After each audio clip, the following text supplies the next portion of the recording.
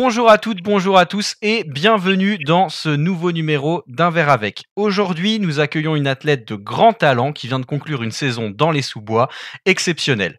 Porte-étendard du cyclocross français, elle s'est imposée cette année comme la référence à suivre. En témoigne sa 6e place au championnat d'Europe, sa 8e place au championnat du monde et son très beau top 10 au classement général de la Coupe du Monde.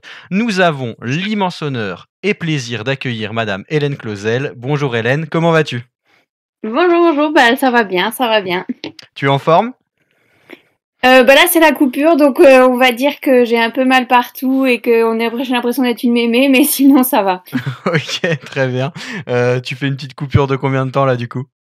Je vais couper du coup 3 semaines, c'est la première fois que je coupe autant, mais je pense que ça va me faire du bien. Ok, parfait. Alors, notre émission s'appelle Un verre avec, donc tout d'abord, qu'est-ce qu'on te sert pour la demi-heure qu'on va passer ensemble ?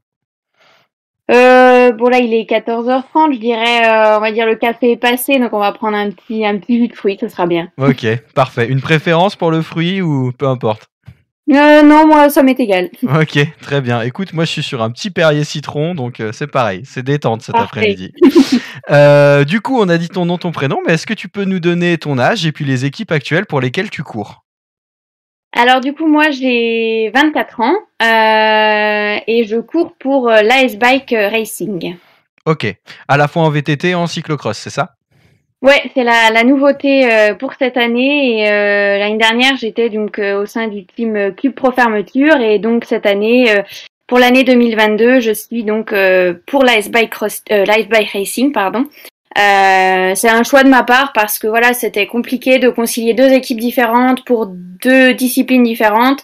Et là, j'ai préféré tout concilier. C'est, je pense, beaucoup plus simple, quoi. Ok, très bien. Toi, tu es originaire d'Alsace, c'est ça ? Oui, c'est ça, oui. Ok, très bien. Bah écoute, nous on est à Belfort, alors on n'est pas très loin. On reste un peu dans le même coin de la France. Pour commencer, du coup, tu vas nous donner le résultat qui t'a le plus marqué, dont tu es la plus fière depuis le début de ta carrière. Et s'il y en a plusieurs, bien évidemment, tu peux en donner plusieurs. Je dirais le meilleur, enfin vraiment le souvenir qui m'a vraiment le plus marqué depuis que j'ai commencé, je dirais que c'est mon titre de championne de France junior à Besançon en cyclocross. C'était assez fou parce que c'était vraiment complètement inattendu et puis c'était à la maison on va dire parce que comme j'ai fait mes études à Besançon j'avais vraiment ma famille, mes amis qui étaient là donc c'était vraiment un événement exceptionnel quoi. Donc Ok. voilà, c'est vraiment celui que je retiens quasiment tout le temps, on va dire. Ok, super. Du coup, ça fait un petit moment que tu fais du vélo. Comme tu sais, on a eu la chance d'accueillir ta grande sœur Perrine il y a quelques semaines, qui nous avait un petit peu Oui. raconté comment elle était venue sur le vélo de son côté. Est-ce que toi, tu peux nous dire comment t'es venue cette passion ? Moi du coup c'est grâce à ma sœur du coup. Ok. Comme elle est plus grande, forcément elle a commencé avant moi et puis il y a eu donc notre papa aussi qui nous a vraiment beaucoup aidés à faire ce choix notamment.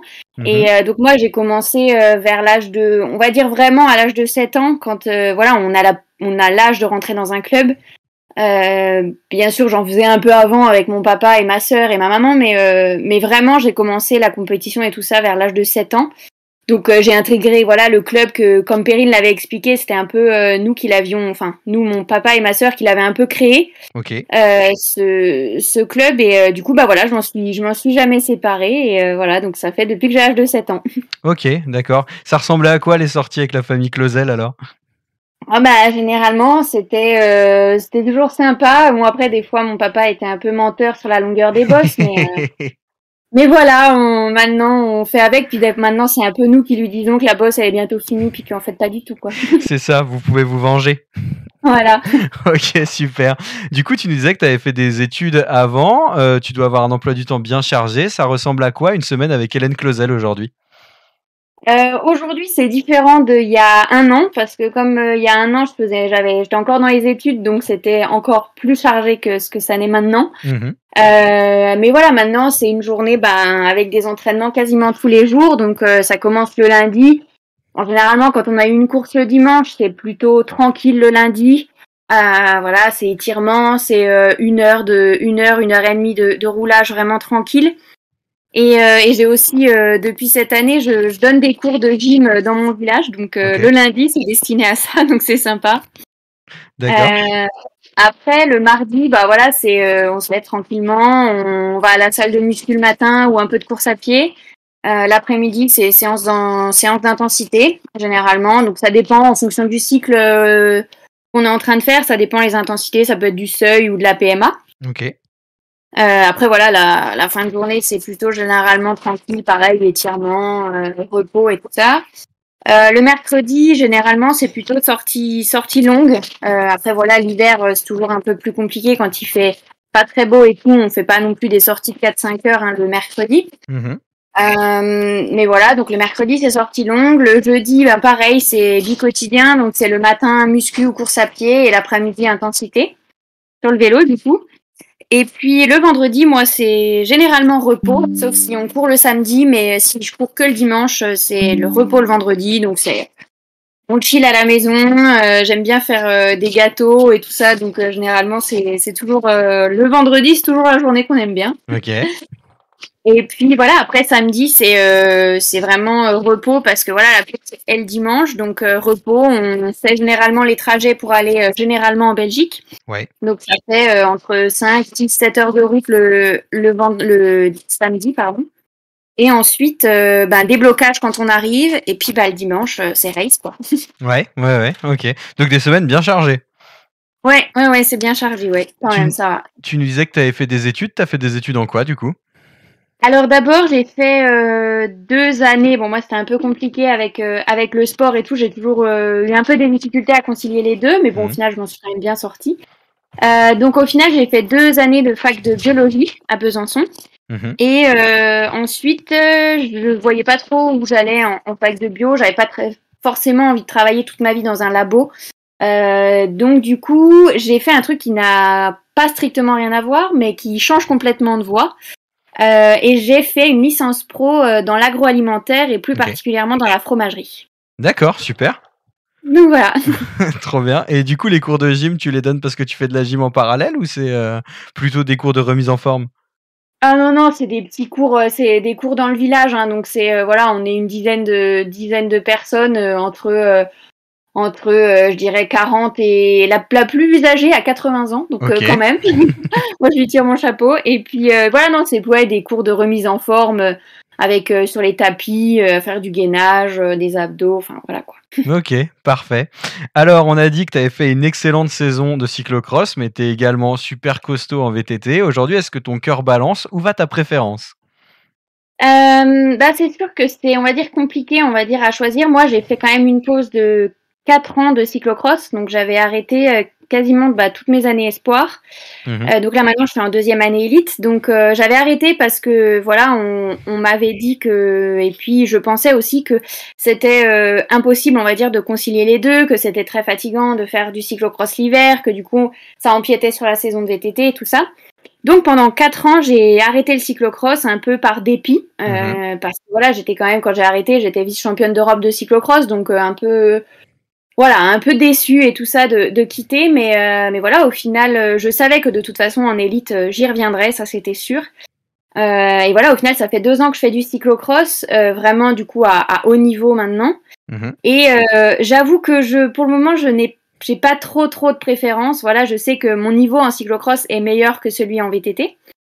Mais voilà, je sais que j'ai besoin du VTT pour faire du cyclocross et j'ai besoin du cyclocross pour faire du VTT. Donc, on va dire que pour le moment, je concilie très bien les deux et ça me va très bien comme ça. Ouais, parfait. Du coup, une petite question supplémentaire, mais au vu de la pause que tu as fait, comment t'expliques qu'aujourd'hui ton niveau soit supérieur en cyclocross plutôt qu'en VTT, alors que tu t'étais un peu plus concentré sur le VTT? Alors, je pense que c'est pas forcément les mêmes qualités en cyclocross et en VTT. Le niveau est pas le même non plus, je pense.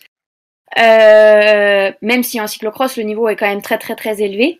Mais c'est différent. Après, il y a plus de densité aussi en VTT qu'en cyclocross. Généralement, les gens sont les filles surtout sont un peu réticentes à faire du cyclocross l'hiver, puisque c'est plutôt voilà, belge et tout ça, et belge hollandais.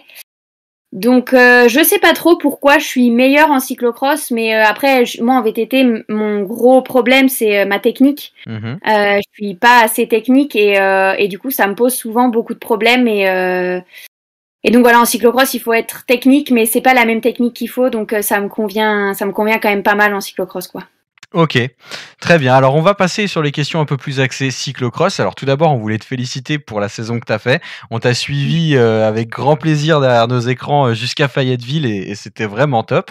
Comment expliques-tu du coup tes résultats cette année qui sont excellents par rapport à l'année passée? Tu as quand même fait un gros bond en avant. Et est-ce que tu as évolué un petit peu dans ton entraînement? Tu as changé des choses qui pourraient expliquer ce bond en avant en termes de niveau? Bah déjà, ce qui a vraiment changé dans ma vie, c'est que du coup, je suis devenue professionnelle en cyclocross. Mhm. Donc ça veut dire que voilà, je faisais vraiment que ça. On va dire, je n'avais pas besoin d'aller travailler, j'avais pas besoin de penser à autre chose.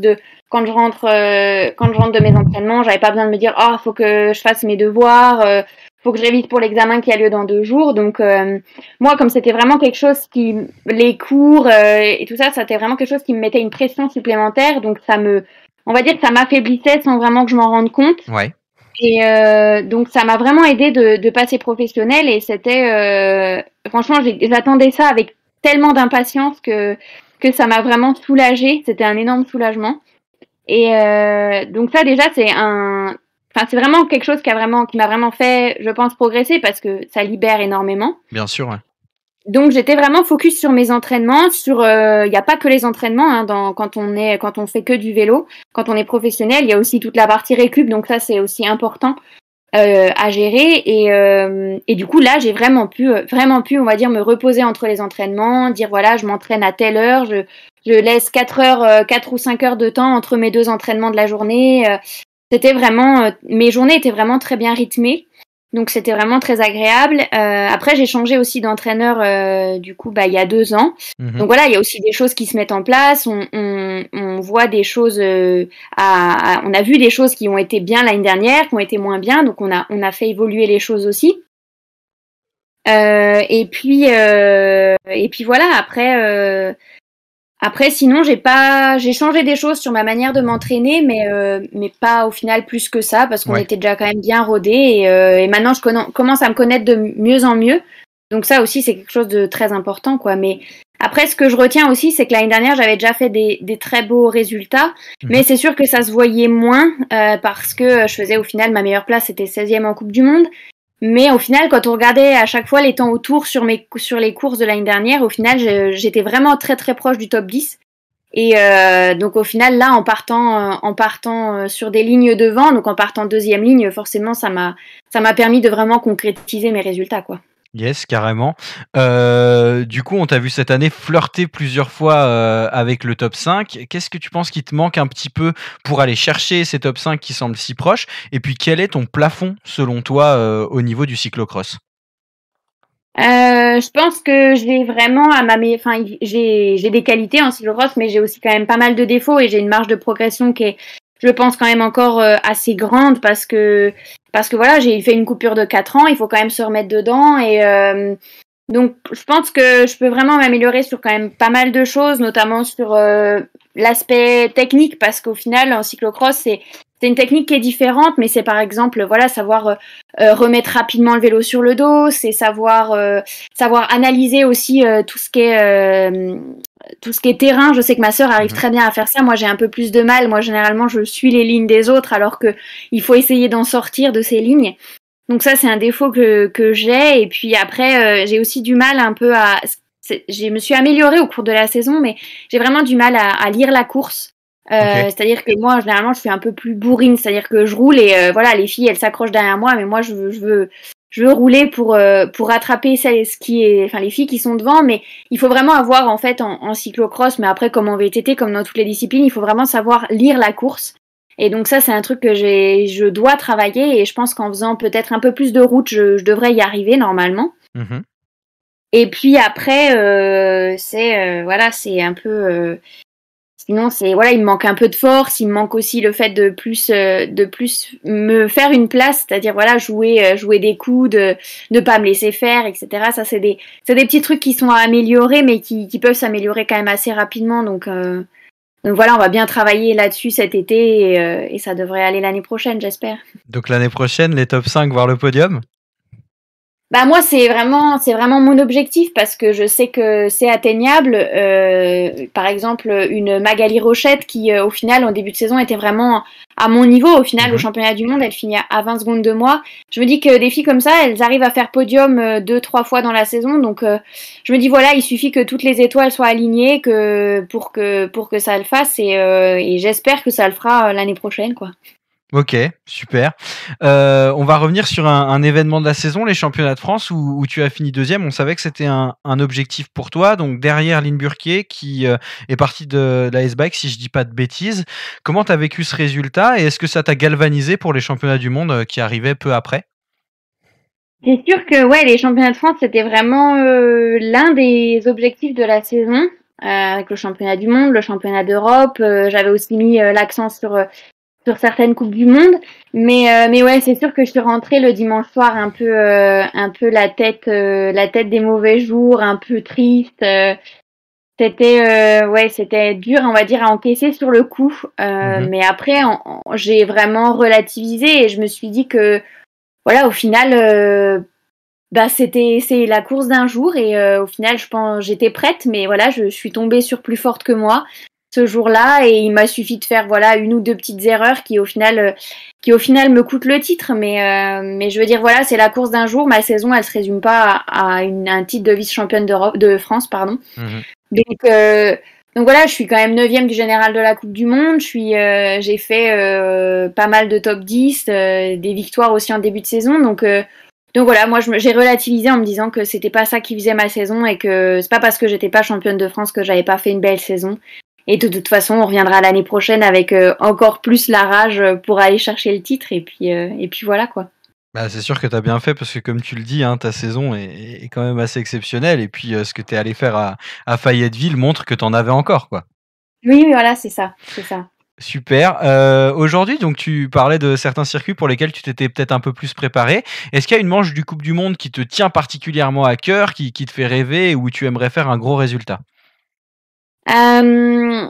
Vraiment la manche qui m'a toujours fait rêver depuis que je suis junior, hein, depuis que j'ai commencé le cyclocross, c'est vraiment la Coupe du monde de Namur. Mmh. En Belgique parce que c'est la course qui est vraiment typée pour les VTTistes, c'est dur, il y a pas là il y a pas enfin il y a pas de question de routière VT, enfin si VTTiste quand même, mais il y a pas là les routières sont pas favorisées, donc moi ça m'avantage plutôt bien. Mmh. Et il y a toujours une ambiance de dingue là-bas, donc en plus l'année prochaine c'est les championnats d'Europe, donc voilà, je vais vraiment mon début de saison va être rythmé pour cette course-là et on va vraiment tout faire pour que ça marche et pourquoi pas aller chercher un podium sur le championnat d'Europe, ce serait vraiment vraiment fou quoi. Ouais, ou un petit maillot, ce serait quand même pas mal. Ouais, ça aussi de toute façon c'est toujours dans un coin de la tête hein, mais ouais bien sûr, on va tout faire pour faire le meilleur résultat possible parce qu'on sait que là-bas, je suis un pas chez moi, mais ce circuit me plaît et généralement, je fais toujours des belles courses. Donc, on va croiser les doigts l'année prochaine pour que ça se passe pareil que cette année, voire mieux, quoi. Ouais, c'est clair. Puis nous, on sera tous derrière toi pour cet objectif. On va clôturer un petit peu cette parenthèse cyclocross. On va parler VTT maintenant.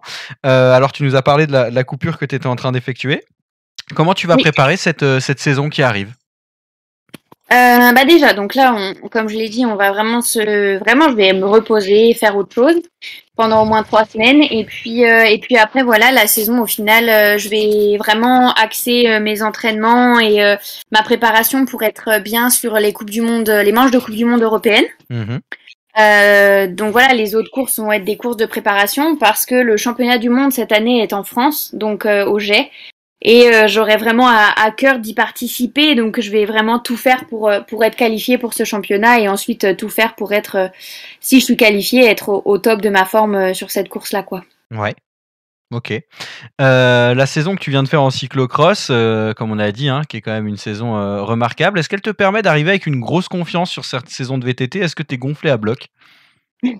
Bah, c'est sûr que après avoir fait la saison que j'ai fait, enfin, je veux dire, au final, il y en a pas beaucoup qui peuvent dire qu'elles sont 10e du général de la Coupe du monde, qu'elles ont fait un général de la Coupe du Mmh. monde, joué un général de Coupe du monde. Donc ouais, c'est sûr que forcément, je suis encore plus motivée parce que je pense que voilà, cette saison m'a permis vraiment de me mettre en confiance et de me montrer que j'étais capable de faire de grandes choses parce que bon, des fois, on en doute un peu, on se dit ouais bon au final on est un peu personne, on est on est la petite au milieu des grands et au final je me suis rendu compte là que voilà j'étais capable de faire des grandes choses et donc c'est sûr qu'en VTT j'aurais à cœur de bien faire. Après voilà je me mets vraiment pas la pression parce que j'ai vraiment pas le même j'ai pas la même je prétends pas être forte pareil qu'en cyclocross, donc voilà, je vais retourner à mes petits à mes 20e, 30e places en Coupe du Monde, donc ça va être différent aussi dans la tête parce qu'on joue plus avec devant, donc c'est différent. Mais voilà, je sais qu'il y aura des grandes choses quand même à faire en VTT et avec ce championnat du monde en France, ça motive encore plus et donc j'espère vraiment faire une belle saison de VTT. Ouais, donc ton objectif de cette saison 2022 au VTT, ce sera vraiment d'aller sur ces championnats du monde, quoi. Ouais, voilà, ça sera vraiment l'objectif. Bah, porter les couleurs à la maison, c'est sûr que c'est toujours agréable, hein. Ouais, ça c'est sûr, c'est particulier. OK, très bien. Est-ce que tu as des choses à rajouter sur cette partie VTT que tu souhaiterais dire ou on a fait le tour selon toi? Non, je pense qu'on a fait le tour. OK, très bien. On va parler très rapidement de route. Comme je te disais, donc on a reçu, Perrine il y a quelques semaines qui va courir avec Saint-Michel-Aubert cette saison. Est-ce que c'est également un projet pour toi d'aller sur la route et peut-être de signer avec une équipe, professionnelle pour les saisons à venir? Je sais pas trop pour le moment, comme voilà, moi je suis plus jeune que ma sœur, donc forcément les étapes ne vont pas forcément en même temps. Enfin, on se suit pas forcément sur ce qui se passe, mais voilà, je peut-être qu'un jour j'irai sur route. Pour le moment, c'est pas trop mon souhait parce que voilà, je pense que j'ai encore des choses à prouver, à montrer en VTT. Mmh. Et après, on le voit beaucoup en ce moment que il y a pas mal d'équipes pas mal d'équipes, c'est en train d'évoluer, on va dire. Il y a des équipes qui, comme par exemple avec Blancavas, qui au final des athlètes qui font un peu de tout, qui sont dans des équipes routes, mais des équipes qui les laissent rouler en VTT, en cyclocross. Donc je me dis pourquoi pas essayer de rentrer dans une équipe et qui puisse me permettre de concilier, on va dire, les trois disciplines. Parce que voilà, moi j'ai pas envie d'arrêter complètement le VTT, j'ai pas envie de faire complètement de la route, j'ai pas forcément envie d'arrêter le cyclocross non plus, parce que des fois il y a des équipes routes qui disent aux athlètes bah non, tu fais qu'une partie de la saison, tu fais pas une saison complète. Mmh. Et moi, c'est pas trop ça mon souhait, donc je verrai bien ce qui s'offre à moi. Mais pour le moment, en tout cas, j'ai pas envie d'arrêter le VTT, donc parce que c'est vraiment un plaisir pour moi. J'adore aller sur les courses de VTT et les courses d'attente en route, c'est pas trop mon truc, attendre 100 km pour rejoindre l'arrivée. Donc pour le moment, c'est pas trop mon truc, mais je pense que de toute façon, je vais pas avoir le choix, je vais devoir en faire. Parce que aussi c'est comme ça que je progresserai aussi en cyclocross, donc mais voilà, j'attends de voir ce qui peut s'offrir à moi et je verrai bien si j'arrive à trouver une équipe qui me permet de faire les trois en même temps, quoi. Et alors entre nous, on a vu, l'AS Bike, cyclocross, l'AS Bike VTT, l'AS Bike route, c'est dans les cartons ou pas du tout? Non, je crois pas. Je crois pas parce que c'est déjà compliqué de concilier les deux, donc non, je pense que pour le moment on va s'en tenir à la route et enfin au VTT et au cyclocross, ce sera déjà bien. OK, très bien. On va te poser un peu la même question qu'on avait posée à ta sœur, mais pour avoir, ton point de vue à toi sur la question.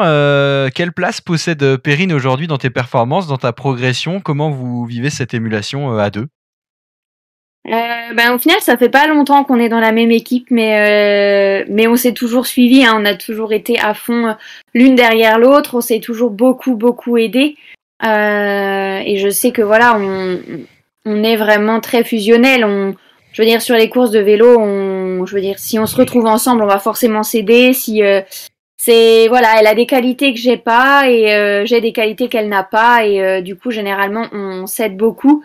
Et en ce moment, enfin, ça fait quelques années qu'on a un peu du mal à s'entraîner ensemble parce qu'on n'est pas au même endroit. Mmh. Mais voilà, on sait que de toute façon, on se connaît par cœur et on s'aidera toujours. Et donc c'est vraiment un atout pour nous d'être deux dans une équipe ou même voilà dans la vie. C'est très, on se comprend, on a la même passion, on vit les choses à deux et ça a pas de prix. Enfin, on a des souvenirs à vie en tête et ça c'est vraiment magique, quoi. Ouais, on a vu des super photos à Fayetteville, ça devait être sympa de vivre ça ensemble, non? Ouais, bah oui, au final, voilà, on se l'est dit en plus dans la chambre d'hôtel, on s'est dit, mais on est quand même privilégiés parce que, au final, nous, bah voilà, on est dans la chambre, je veux dire, si on veut dire merde à l'autre, on le fait, il n'y a pas de souci.